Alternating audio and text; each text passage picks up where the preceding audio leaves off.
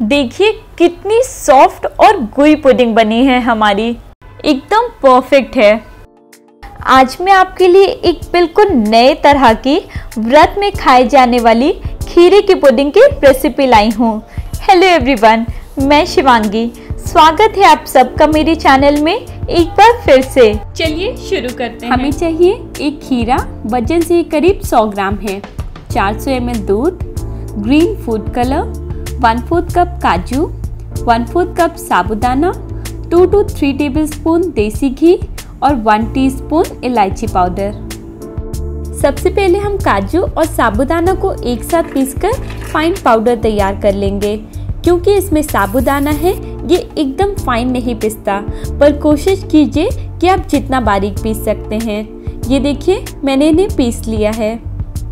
अब हम इसमें करीब 50 ml पानी डालकर स्मूथ घोल तैयार कर लेंगे। ध्यान रखिएगा कि इसमें कोई भी लम्प्स ना रहें।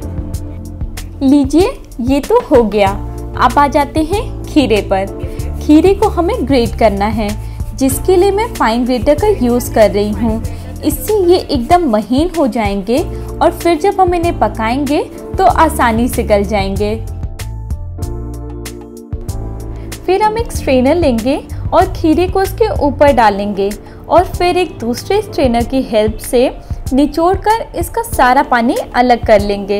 ये स्टेप बहुत इम्पॉर्टेंट है क्योंकि इसके पानी में खीरे की रॉ स्मेल है, जो कि हमें अपने पुडिंग में नहीं चाहिए। ये हमारी पुडिंग का टेस्ट पूरी तरह से ख़राब कर देगा। अब हम एक पैन में 1 टेबलस्पून घी डाल रहे हैं और साथ ही हमारा ग्रेटेड खीरा डालकर इसे अच्छे से घी में भूनेंगे। घी में भूनने से खीरे की जो भी रॉ स्मेल है वो पूरी तरह से निकल जाएगी और इसका टेस्ट और भी एनहांस हो जाएगा।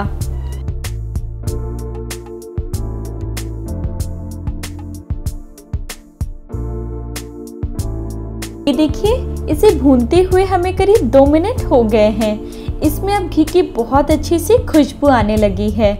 इसका मतलब खीरा अच्छे से भुन गया है। अब इस स्टेज पर हम इसमें 400 ml दूध डाल रहे हैं और उसे भी खीरे के साथ अच्छे से मिक्स कर लेंगे। जो दूध मैं यहाँ यूज़ कर रही हूँ ये फुल क्रीम मिल्क है। जब भी आप कोई डेजर्ट दूध के साथ बनाते हैं तो कोशिश कीजिए फुल क्रीम मिल्क ही यूज़ करने की। अब जो हमने साबुदाना और काजू का पानी के साथ घोल बनाया था वो भी इसमें डालकर अच्छे से मिक्स करेंगे। इसे डालने से पहले इस घोल को आप अच्छी तरह से चला लीजिएगा। काजू से हमारी पुडिंग में बहुत ही क्रीमी टेक्सचर डेवलप होगा और साथ ही इसमें साबुदाना है, तो हम इसे धीमी आंच पर ही पकाएंगे जिससे साबुदाना के पार्टिकल्स अच्छे से फूल सकें। ये देखिए 5 से 6 मिनट में साबुदाना के पार्टिकल्स फूल गए हैं और हमारी पुडिंग गाढ़ी होने लगी है। अब इस स्टेज पे मैं इसमें 3/4 कप चीनी डाल रही हूँ और इसे भी पुडिंग में अच्छे से मिक्स कर लेंगे। चीनी आप अपने टेस्ट के अकॉर्डिंग कम ज़्यादा कर सकते हैं। साथ ही आपसे कहना चाहती हूँ कि अगर मेरी रेसिपीज़ आपको अच्छी लगती हैं तो मेरे चैनल को सब्सक्राइब ज़रूर करें।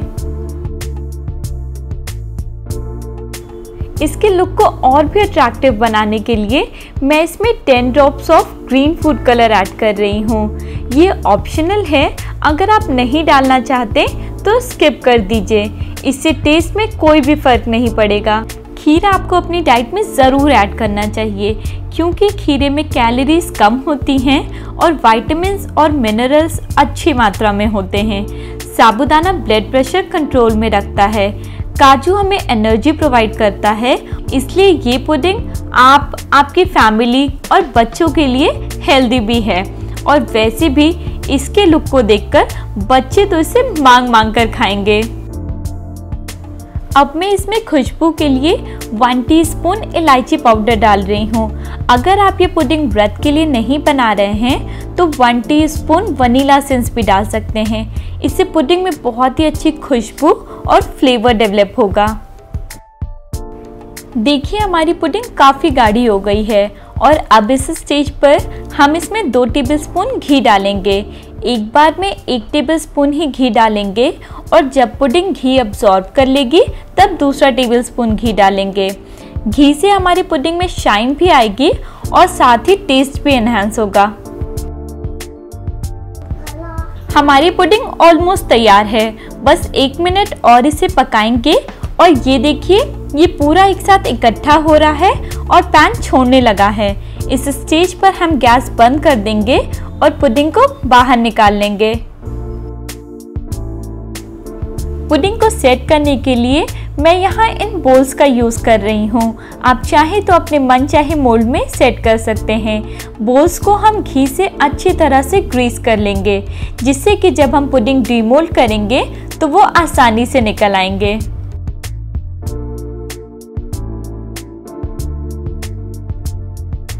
सारे बोल्स को हमने घी से अच्छे से ग्रीस कर लिया है और अब हम इसमें हमारा बनाया हुआ पुडिंग पोर करेंगे। ये प्रोसेस आपको फटाफट और गरम पुडिंग में ही करना होगा। फिर एक स्पून में घी लगाकर पुडिंग को इवन सेट कर लेंगे। आप स्पून में घी ज़रूर लगा लीजिएगा क्योंकि इसमें साबूदाना है, वरना वो स्पून में चिपकने लगेगा। ये देखिए हमने एक तैयार कर लिया है। इसी तरह हम सारे बोल्स तैयार कर लेंगे।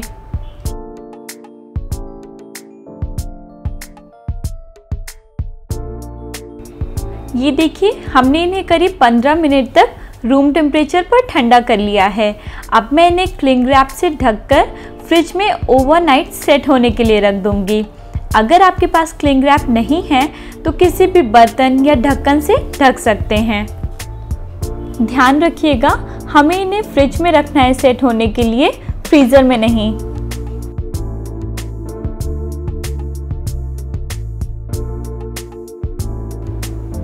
लीजिए हमारी पुडिंग तो ओवरनाइट सेट होकर एकदम परफेक्ट दिख रही है। अब मैं इन्हें डीमोल्ड करूंगी, जिसके लिए या तो आप इन्हें साइड से चाकू से थोड़ा सा स्क्रैप कर डीमोल्ड कर लीजिए या फिर बस 5 सेकंड के लिए माइक्रोवेव कर लीजिए, जिससे इसके साइड्स का घी पिघल जाएगा और ये आसानी से डीमोल्ड हो जाएंगे। ये देखिए मैंने कर लिया है और अब मैं इसे डीमोल्ड कर रही हूँ। एक प्लेट इसके ऊपर रखेंगे और इसको वापस पलटकर टैप करेंगे, जिससे ये आसानी से निकल जाएगा। ध्यान रखिएगा इन्हें सिर्फ 5 सेकंड के लिए ही माइक्रोवेव करना है, ज़्यादा करेंगे तो हमारी पुडिंग खराब हो जाएगी। देखिए कितनी सॉफ्ट और गुई पुडिंग बनी है हमारी। देखिए ये देखने में ही कितने सुंदर लग रहे हैं और मैं आपको इसका टेक्सचर दिखाती हूँ, एकदम परफेक्ट है।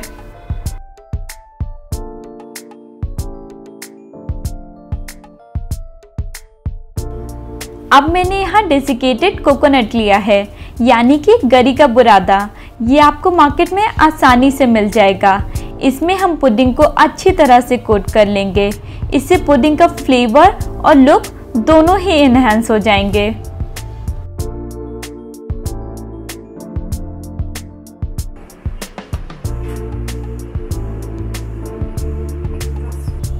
ये ऑलरेडी इतना सुंदर लग रहा है और अब मैं इस पे एक टूटी फ्रूटी और पिस्ते के पेटल से गार्निशिंग कर रही हूँ।